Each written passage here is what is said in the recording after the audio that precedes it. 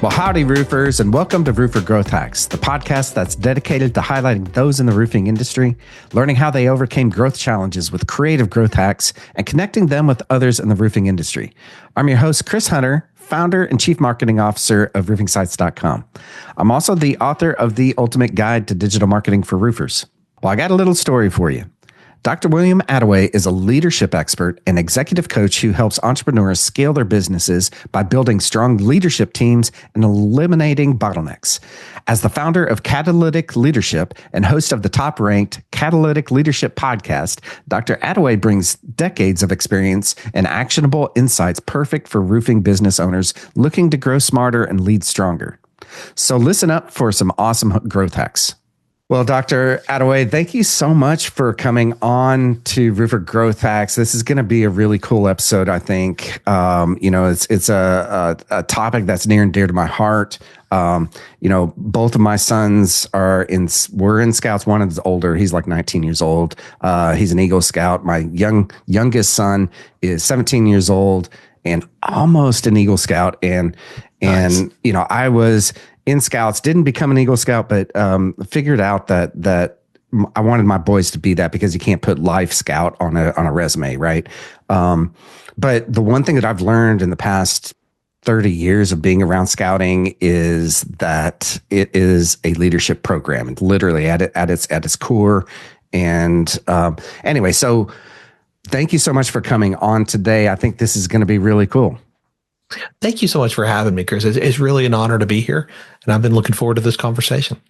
Awesome. Well, let's just get this kicked off. Why don't you tell us a little bit about yourself and your journey, where you're at now, and all that kind of fun stuff. Absolutely. So I'm an executive coach. I work with entrepreneurs, with business owners, with leaders and teams of a lot of different stripes. My goal is to help them to develop the leadership skills they need to lead their teams, to lead their clients, to lead themselves, because you're the hardest person you're ever going to lead. I've been doing this, working with leaders and teams for about 30 years now. And wow. My goal is truly to help people get out of their own way. Most often when we hit a lid, when we hit a stuck point in our business or in our life, it's because of what's between our ears. We need to get beyond that. And so I coach the clients that I work with around leadership, around mindset, and around productivity. Love that. And I know, just because we've met before in person, and the reason that you're here on you're one of my coaches, honestly, inside of the 7-figure agency. But why don't you tell us a little bit about your coaching and kind of dig a little bit more into that? It really comes out of my journey, Chris. I started just over 30 years ago in corporate, and quickly realized that, as I began to take responsibility for leading, individuals and then teams, there wasn't a lot of great training around this. It was more like they throw you in the deep end. And if you swim, great, you can keep doing it. And if you don't, oh, bummer, next, Right. So right. It's like, okay, there's got to be a better way to do this. And I think that the highest calling of a leader is to develop other leaders. It's not to do the work yourself. It's to get things done through other people. And so when you're developing other leaders, you want to help them to grow and develop and learn, and then help them learn to develop other leaders. How do you do that? And so that's where my coaching journey began, because I wanted to coach them, and I was looking for things to help me do that. And over time, started developing some things of my own. And so that's what I use today. As part of the Catalytic Leadership company that I run, the practice that I run, is developing materials that help. And a lot of it's custom for my clients, but in a larger scale, it's stuff that people can take and use with their teams, that they can take and adapt and say, hey, how can I help my leaders to grow? How can I help them to become not just leaders, but leaders of leaders? Right. It all comes out of my journey, leading first in a corporate environment, then in a nonprofit, in a church environment, and running my practice throughout. Love that. So the biggest question that goes through my mind right there is, how do you train people to become leaders then? How do you teach them? All right. That's a great question. It starts with you. If you are not leading yourself well, you're going to have a really difficult time doing it. people follow where you lead them, and they follow how you lead them. If you are leading in an unhealthy way at an unsustainable pace, that is how they're going to follow. Yeah. And that is going to increase churn. It's going to drop retention on your team. And that's always going to be reflected in increased churn and lower retention with your clients. And if that's true, you're going to see that reflected on your bottom line. It all starts with you. If you want to develop leaders who can develop other leaders, it begins with you. And there's so many great resources around this, so many great ways to do this, but just understand this is not something you can delegate. This is not something that you can say, I'll deal with that later when I have more time. No, this starts today, and it starts with you. All right, and that's a great point there. So, but how do you, what's the first step? I mean, how do you start leading yourself better? You said, if you're leading at an unhealthy pace, what does that mean? Yeah. So ask yourself, do you have margin? Do you have margin in your life? Do you have margin financially? Do you in your business personally? Do you have margin emotionally? Do you have margin mentally? And by margin, what I'm talking about is room, space to think. This is where we go to the old thinking, working on your business, not in your business. If your life is firefighting, where you are just moving from fire to fire to fire to fire to fire, go to bed, get up tomorrow, do the same thing again, fire, fire, fire, fire, fire. You don't have any margin, right? You're just in it all the time. Yeah. You cannot see the whole picture when you are in the frame. Okay. You cannot get a full sense and see the whole board of your business if you don't have margin. Margin is where creativity lives, and creativity is how leaders solve problems. So first question I'm asking is, do you have margin? And most of the people that I work with tell me that they don't. They don't have either the margin that they want, or they don't have margin at all. Okay, then we're going to start there. And we're going to develop some rhythms and habits. One of the practices that I use, that I have used for 20 years now, comes from a productivity system called GTD, Getting Things Done. And one of the core elements of that system is the weekly review. The weekly review is something I do on Sunday nights. You can do it whenever it works for you, but for me, it's Sunday nights. And I'm going to look back over the previous week, and I'm going to say, okay, where do I see the wins? What are the big things I can celebrate from the last 7 days? And I'm going to write those things down in a wins journal. I'm going to say, where did I swing and miss this last week? Because we all swing and miss. Nobody bats 1,000. Where did I swing and miss? And how would I do it different next time? Process that learning all the way through so that will be available to you the next time you're in a similar situation. That's the first part of the weekly review. The second part is looking forward. And the first question I'm going to ask is, come Friday at 5:00, what 2 or 3 things can I accomplish this week that Friday at 5:00 I could look back and say, this was a home run week? These are the things that move the needle this week. What are those 2 or 3 things? I pre-decide what those things are, Chris. Yeah. I pre-choose them. Yeah. And then I block time to get those things done. I look at the appointments I've got set this week. What do I need to prepare to bring the best version of me into those conversations, into those meetings? And I block time to prepare. What am I doing? I'm pre-deciding the priorities for my week. You've got to allow margin for the emergencies and the unexpected. Of course, those things happen. You can't just book yourself wall to wall and expect nothing to go outside of your plan. Right. But if you don't put the big rocks in first, you will never get them done. This is the first piece to leading yourself well. It's doing that kind of pre-decision process. Does that make sense? Absolutely. And I that's one thing that I like to talk about, here on Roofer Growth Hacks is tackling your time.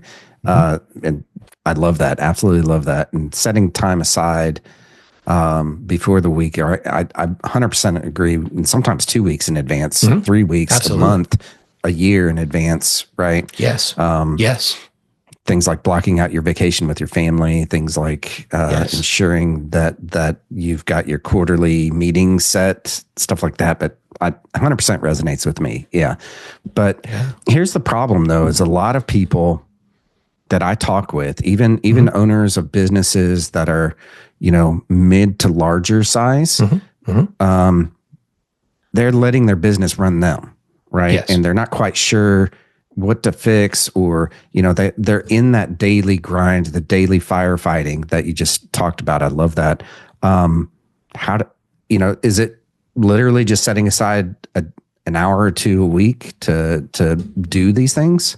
That's part of it. It is. What I gave you with the weekly review, that's a piece of the system that I teach. Yeah. That is part of it. But just like you said a second ago, you've got to think bigger than that. You've got to think beyond just 1 week. You've got to think about the month. You've got to think about the quarter. You've got to think about the year. You've got to think about 5 and 10 years. Yeah. Who do you want to become? What is the business you want to operate? Yeah. Okay. You get to decide. What kind of leader do you want to be? You get to decide. You have agency here. You're in charge. And this is something so often people lose sight of, even in the entrepreneurial community, perhaps even especially in the entrepreneurial community. Yeah. We begin to feel like we're a victim. Oh, it's just, I got all, I got all this stuff to do, and I just got to do it. Somebody's got to do it. It's got to be me. Yeah. That is a victim mentality, and you will never get anywhere with that. You have agency. You get to decide the business you want to live in. You get to decide the business you want to operate. It's your business, by the way. Yeah. You started it. You get to decide the leader you want to be.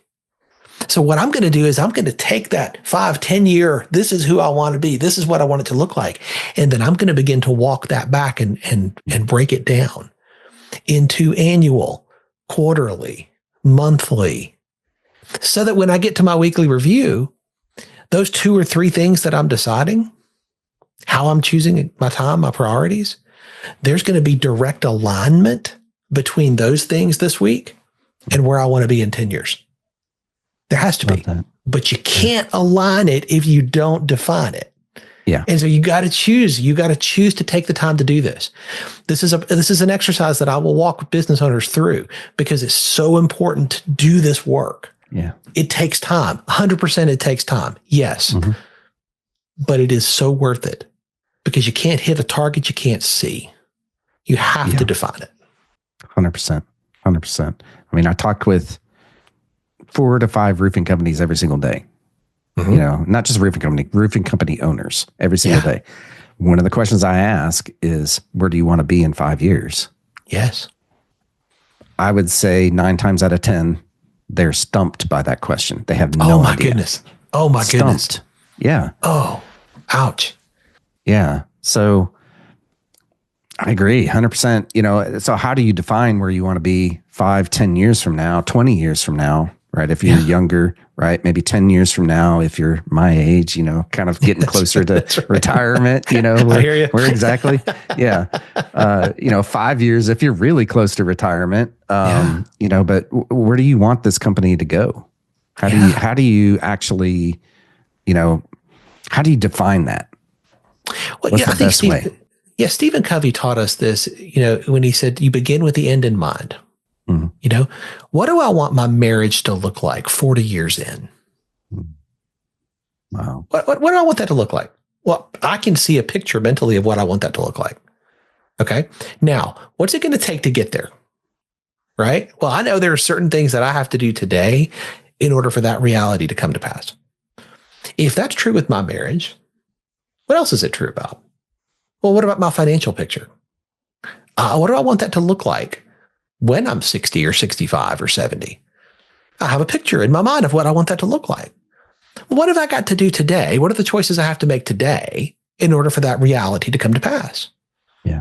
You see the alignment principle? It's still at work, but you have to define it. You have to decide it. And this is, again, like you say, this is where so many business owners don't do this work. And so their answer to the question, where do you want to be in 5 years? Well, bigger, more successful.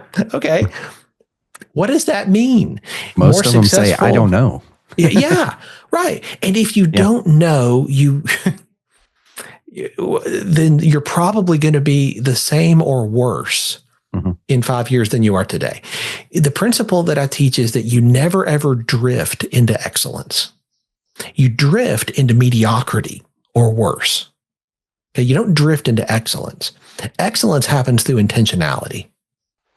If you want excellence in your business, if you want excellence in your marriage, your life, your finances, your parenting, whatever it is, You get to decide. But it's going to take intentionality. It's not just going to happen. You're not going to wake up one day and say, oh, wow, this is the roofing business I always wanted. I don't know how that happened, but here it is. Look at that. Never has happened in the history of ever.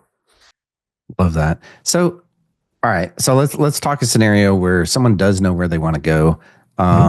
You know, and they're doing a yearly, quarterly, weekly kind of check-in like you're talking about here. What happens if you're off course? What if you're really off course on something, you know, like 5 years out kind of thing? Well, great question. You know, the reason that you do this weekly evaluation is so that you can see that. You want to see where you are. You want to see what your trajectory is so that you know when it's time to pivot. Now, you can't paint the Mona Lisa from one data point, but if you get enough data points together, you can make a pretty good sketch. If you're looking at this thing weekly, you're measuring your alignment with your long-term goals weekly and then monthly and then quarterly, you got a pretty good sense of where you're going. If you're off course, it's time to adjust. Knowing what to adjust is important. And that's why you're measuring what matters. This is why you're measuring the data. If you say, I want 5 new sales this month as a business owner, I want 5 new clients. Great. What's your close rate? Well, my close rate's 20%. Great. How many calls do you have to make this month? Yeah. You know that, right? Yeah. You know, I got to make 25 calls. Great. I'd make 30 just to be sure. You know, like, because you can't control everything. Right. But you measure what matters. You know the answers to these questions. If you own a roofing company and you say, hey, I need 3 new projects, 3 new clients this month, and I got a 20% close rate, then you got to make 15 pitches. How do you get in front of 15 people to pitch them? It's not just going to happen. No, 100%. You got to be intentional, right? And this is the key. The key is understanding what you need to adjust. If you're like, well, it's not happening, I don't know what's going on. Well, are you making the calls? Are you doing what's in your power and your control to do? Well, no, I'm just waiting for them to come to me. Okay. Well, let's see. What do you need to pivot and adjust on? This is clear, right? Yeah. It's not always that easy. Sometimes it has to do with leading a team member. You got a team member who's chronically underperforming. And despite again and again and again talking to them and putting them on a performance plan, et cetera, it's still not working. You got to have a difficult conversation, but you're putting it off because you don't want to have it. You don't like conflict. So you keep putting it off, thinking it's going to get better. Well, it'll get better. She'll improve. Okay. Bad news does not get better with age. It's not like a fine wine, as a friend of mine says, right? It's not going to get better by itself. As a leader, your job is to intersect, to move toward the problem, but you have to define it first. That's why you measure. While we're on that subject, then how do you have those? What's your recommended style of that kind of a communication? When I have to have a difficult conversation, I typically frame it something like this. Hey, you know, Chris, man, I'm so glad you're on the team. I really am. I value you. I value what you bring, the gifts and skills that you bring. I want us to talk about a problem that we've got. We've got this issue and we need to discuss it, and I need your help with it. Okay, what have I done so far? I've framed this as not me against you, because that makes us put our dukes up, right? We're ready to go then. Yeah. No. I'm framing this as me and you versus this problem over here. Can I get your help? Now we're positioned on the same team. Okay. Right. I say, okay, hey, you know, Chris, here's the thing. For your position, what you do, the contribution you make to the company, this is the level of performance that we need. This is what we've defined. And this is, you know, we've talked about this. This is what the win is right here. Right. Your performance is right here. And we can look at the data and we can see that. And, you know, you look at the data here, you know, the goal is for you to make 20 outbound calls a day and you're making 5. Okay. This is what we need. And this is the performance. Chris, how are you going to close that gap? And then I stop. Okay. What have I done? I have framed this now as I need your help. We've got this problem. Here's the problem. It's data. It's not just subjective. It's not me, right? It's the data. You're just not hitting the number. Right. Now, how are you going to solve this? I have now placed this in your hands and invited you to get on the solution side of the problem. Mm-hmm. It's not personal, right? It's not me against you. Yeah. It's, we got to solve this problem. How are you going to do that? And I give you the opportunity to speak into it.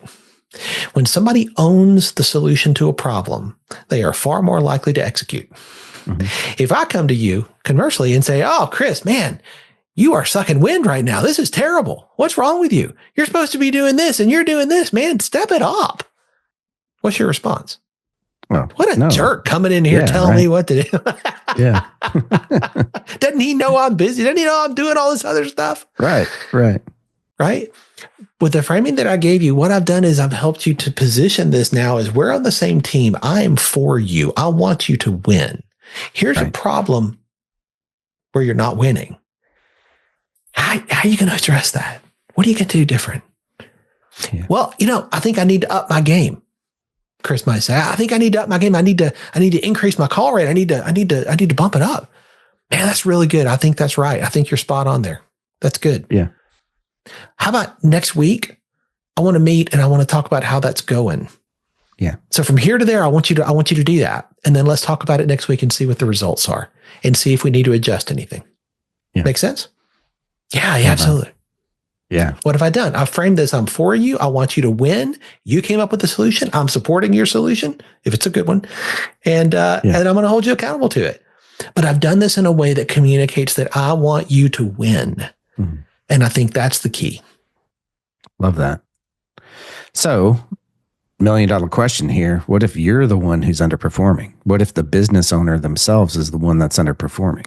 Because I constantly see this, either not picking up the phones or not following up on sales. If you're in charge of sales, how do you suggest to fix that issue? You've got one of two choices. You either have somebody on your team that you give full permission to give you the last 10% of honesty and to call you on it when you are not stepping up. Okay. If you have that person and you trust them and there's that relationship that is there, fantastic. I find most business owners do not have that because they haven't built that. Right. In that case, you need somebody from the outside who is going to help you and who's going to hold you accountable to the goals that you define, that you set, and who is going to help you see what you can't see. We all have blind spots. Right.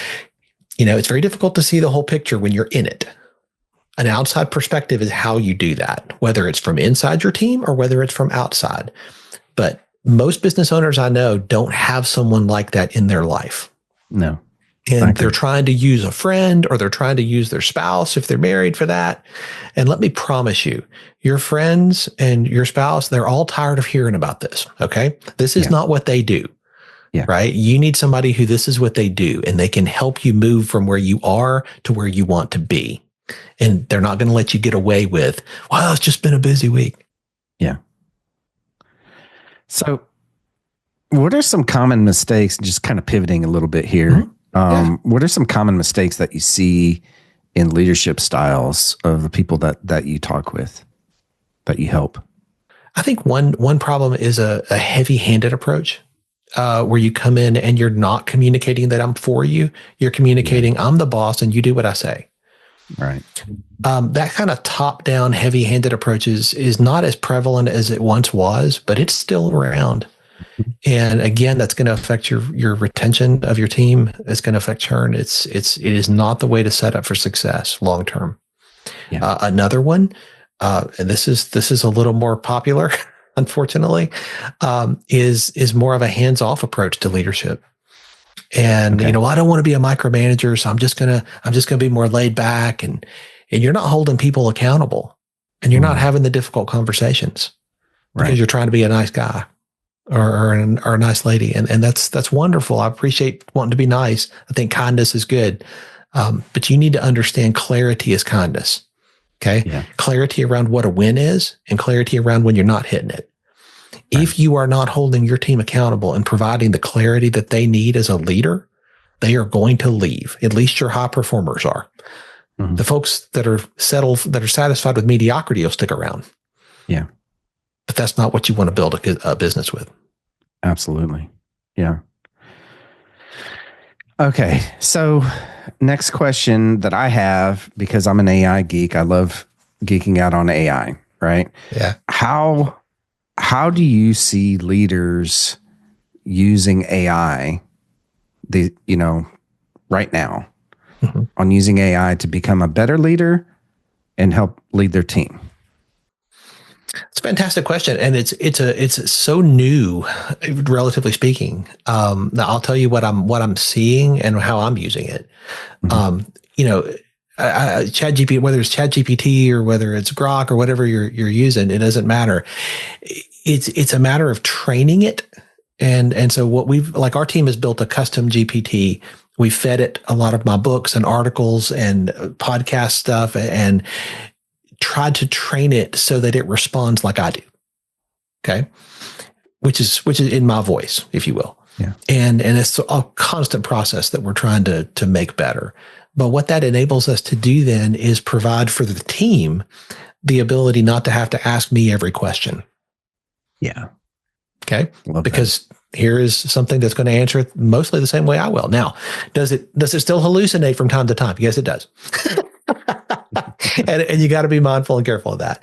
But that is one way I'm using that with the team right now. It helps us to begin a lot of conversations, to begin and have a starting point, not just a blank sheet of paper, when it comes to some content and some things that we create for clients and for ourselves, for our company. That is one way that I'm seeing it used. I think you've just got to be very careful and understand that, hallucinations do happen in AI. Yeah. You got to watch for that. 100%. Yeah. And I have some friends that's like built a board of directors, right? Yes. Essentially people like Absolutely. Bill Gates or, famous people that they've built as a custom GPT for what do you think about that? Yeah. And that's how I use it. Okay. There's one that I had built that gives me the advice of different people that I admire and respect in different components of their lives. That's great. And I'll get advice there, but understand sometimes it hallucinates. Yes. So you gotta filter it through, common sense. You got to filter it through. Okay. Is this actually going to help me get, I have watched business owners and leaders try to use it to take the place of coaching. Yeah. Right. And there are some aspects where that is spot on, dead on. It's given fantastic advice. And there are some cases where it's not. And if you're not careful, you're not going to be able to tell the difference in the two. Right. So that's when I'm really like, we're not there yet. One of the ideas we've kicked around is what could we create a virtual William, that we could give to clients and say, hey, in between sessions, if you got a question, you can ask, virtual William. And our testing of that is just not there yet. Because sometimes it says things that I'm like, no, don't do that. Do not do that thing. Right. Yeah. Don't say that in an email. That's right. If you do that, you will lose your whole team. Do not do that thing. Yeah. Right. I think it's an emerging field, and folks like Jonathan Mast are doing just fantastic work in educating and communicating around this. Jonathan and I did a joint thing about leadership and AI back in the fall. And it was a great webinar around this, around how leaders can responsibly and ethically use AI in their teams and with their leadership. This is constantly growing. That was 7 months ago. And how much has changed in the last 7 months in AI? I mean, it's constantly evolving and changing. 100%. I mean, the question is, how much did it change yesterday till today? That's right. Exactly. Yeah. Awesome. Well, this has been pretty awesome here, Dr. Attaway. Okay. So we're going to pause here real quick for a brief message from our sponsor, roofingsites.com. Since 2018, roofingsites.com has helped roofers double their sales by getting their marketing right using the 4R roofing marketing system. If you're a roofing company owner wanting to grow your business, be sure to go to roofingsites.com and sign up for a roofing marketing strategy session with me. All right. And we are back for the lightning round. Now, the lightning round has one rule only. You have a minute or less to answer each of these questions. You ready for that? Let's do it. Awesome. Okay, so the first question, what is your favorite personal hack? This could be a book. This could be a podcast. Pretty much anything goes as long as it's personal for you. I mentioned earlier the GTD system I use for productivity. That started with me personally. And I think the GTD system is what has enabled me to do all the things that I do. Without that system kind of undergirding all of my personal and business operations, it'd be a mess. So I think that's a huge hack. That's a system, again, for 20 years I've been using that. Highly recommend it and teach this with clients all the time. Love it. All right, Dr. Attaway, what is your favorite business hack? Again, a book, podcast, whatever, anything goes here. I'll give you a personality or a productivity book on the first one, getting things done. I'll give you a different one on business. I think that the problem so often with us as business owners and leaders is between our ears, and understanding how to have a proper mindset is critical. One of my favorite books on this, one I give away a lot, is a book called Soundtracks by John Acuff. It has to do with the soundtracks that we create in our minds, just like the soundtrack of a movie. And so often they're broken soundtracks, and learning to replace those with healthy ones can change our leadership, our business, and our life. Love that. Absolutely love that. All right, Dr. Attaway, what is the best advice that you have ever given? And you get bonus points here if you actually tell us how you applied it. Best advice that I have ever been given. I would say that this has to do with how I see other people. I think it's that you can learn something from anybody. Sometimes it's what not to do, but that can be incredibly valuable. I remember receiving that, probably 40 years ago now. And I didn't know how valuable that would prove to be in my life. But it's so incredibly true. It's about the posture and the mindset that you adopt. And if you adopt that teachable spirit where you say, I can learn something in any situation, there's no wasted experience. What can I learn here? It will really revolutionize how you lead. Love that. Absolutely. Well, Dr. Attaway, how can the Roofer Growth Hacks family get in touch with you? How can we support you and encourage you moving forward? You can go to catalyticleadership.net and find out more about all the things that we're up to these days, the books that I'm writing, the community that we host, the podcast that I host. And you can connect with me on LinkedIn and on Facebook. I'd love to connect with you there and see you continue to grow and thrive. If there's ways that I can help your community to do that in an intentional way, it'd be an honor to do so. Love that. Well, thank you so much for coming on and sharing all your wisdom. And I know that we didn't even touch even a tiny bit of it, right? It's a joy to talk about this with you, Chris. I love this, and I love seeing people win. I win when other people win, when my clients win. Love that. Thank you so much for coming on. Thanks for having me. Well, how about that, roofers? Was that awesome or what? I know that I took a lot away from talking with Dr. Attaway. And honestly, every single time that I do talk with him, I take just a ton of information. I wrote down a ton of notes here, and I have a lot of really big takeaways just from that brief conversation with him. So the very first thing he started with, and is right off the bat, is how do you get out of your own way, right? That resonated with me, and because as a business owner for the past 20 plus years, okay, I realize that I am the biggest bottleneck to my entire business. So how do I get out of my own way? Well, the biggest part that I've found in that past 20 years is to create systems and pass those systems off to my team, and then just hold them accountable, for those systems. But I think that ensuring that you're intentional about this, and not always working in your business and putting out fires like you talked about, but taking time, which really goes to the next point on making sure that you have and he called it margin, right? Margin for life, monetary margin, mental margin. He even mentioned a little bit down the road there about marriage. So I wrote that down. He said, and this was awesome, that margin is, the points in between the two items. That do you have enough space, right?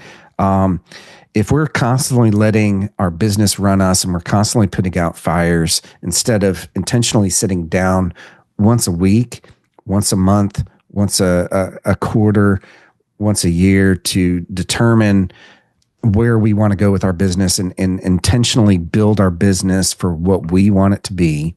Okay. If we're not doing that and creating margin, it's just something that we need to do, honestly, as business owners. So I loved, him talking about that. And he said, margin is where creativity lives. Okay. Because if you're constantly putting out those fires, you don't have time, to be creative with your business. So, love that. The next thing that he talked about was getting things done, right? That he's been doing this system for, the past 20 years, he said. It's huge, right? And so I loved it, how he said that you've got to have a weekly review, a monthly review, a quarterly review, a yearly review of your wins, your swings and misses, and then looking forward to the top 2 to 3 things to get done this week or this quarter or this year or in the next 5 years, right? So I think that doing what Stephen Covey talked about, in his book, the 7 Habits of Highly Effective People, always begin with the end in mind, right? There's so many of y'all that I talk with that don't do this, that I highly suggest sit down sometime, intentionally think about where you want to be 5 to 10 years from now. If you're really young, that might be 20 years from now. Okay. But if you're getting older, like I said, kind of like me, you're getting, 10 years out, from retirement, possibly.